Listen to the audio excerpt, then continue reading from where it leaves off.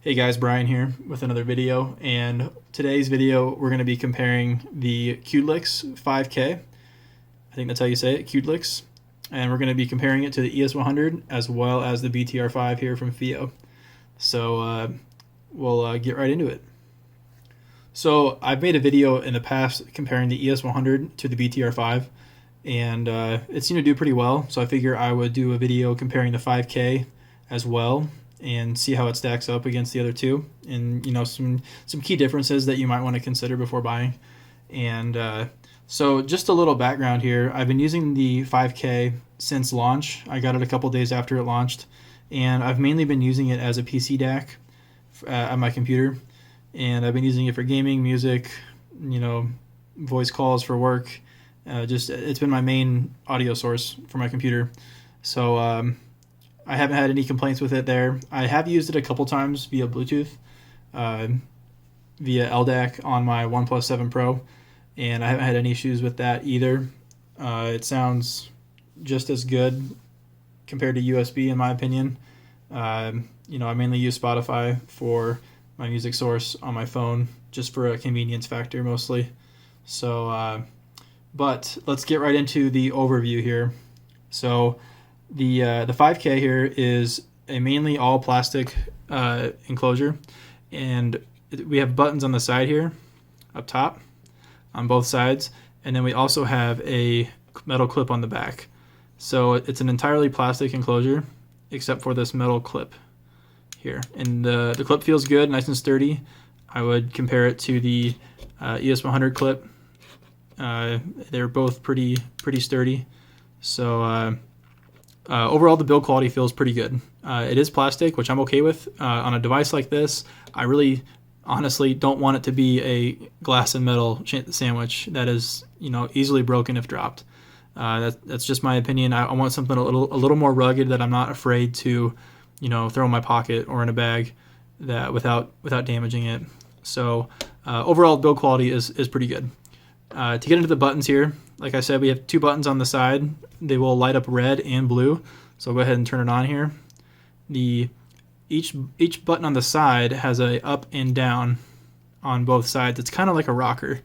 And on the right side here, you saw me light up blue. The down press here is power. I think you just got to hold it for a couple seconds here. And so now it's going to want to try and pair. So let's see here. The blue here is going to be the power on, and then the top is going to be play, pause, and next track, single click, double click, and then the red here is going to be your volume up and volume down. So to be honest, I haven't used the buttons a whole lot. When you're using it with your phone or your computer, you're not touching them very much. So you can also change the volume inside the app, which is very handy. You can change the digital volume on your phone as well as the volume of the device as well. So on the bottom here, Type-C port, really good to see.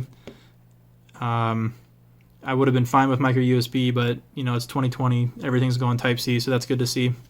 And then on the top, you've got the 2.5mm balanced output as well as your 3.5mm unbalanced single end output. So that's just an overview of the device, the buttons, how it feels. Overall, it feels good.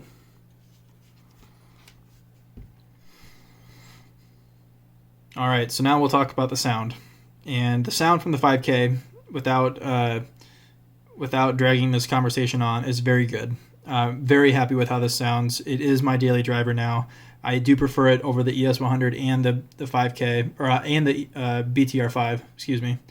And we'll kind of get into some of those reasons why. Let me just power this down real quick. And so one of the things that I prefer on the 5K is over Bluetooth. When you're using the 5K over Bluetooth, the LDAC codec, you are able to use an EQ. And I know that a lot of people are against equalization, and I understand that, but I am not one of those people. I do prefer to add my own little flavor to the music, my own little taste, and cater it to my liking. So therefore, I do prefer the 5K when in Bluetooth mode, because then I can use it over LDAC instead of the BTR5, which does not let you do that, at least as far as I know. If you cannot use LDAC with an equalizer with the 5K. So ES100 you can, as well as the 5K. So that is one advantage that the 5K has over the BTR5. So another reason why I prefer the 5K here is that it has a higher bit rate, higher sampling rate when used in a USB DAC mode. And that is where I use it the most lately, now that I've been working from home. So the difference between the 5K and the ES100's bitrate when in USB DAC mode is that the 5K can do 24-bit 96 kilohertz, whereas the ES100 can only do 16-bit 48 kilohertz. So whether you can hear the difference or not is, I'll leave that up to you guys. There's a lot of debate on sample rate and all that.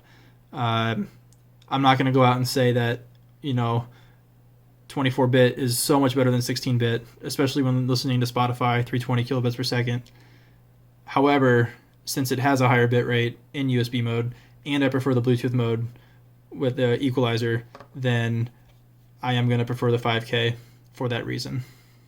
So just something to think about when you're purchasing these devices, or considering purchasing.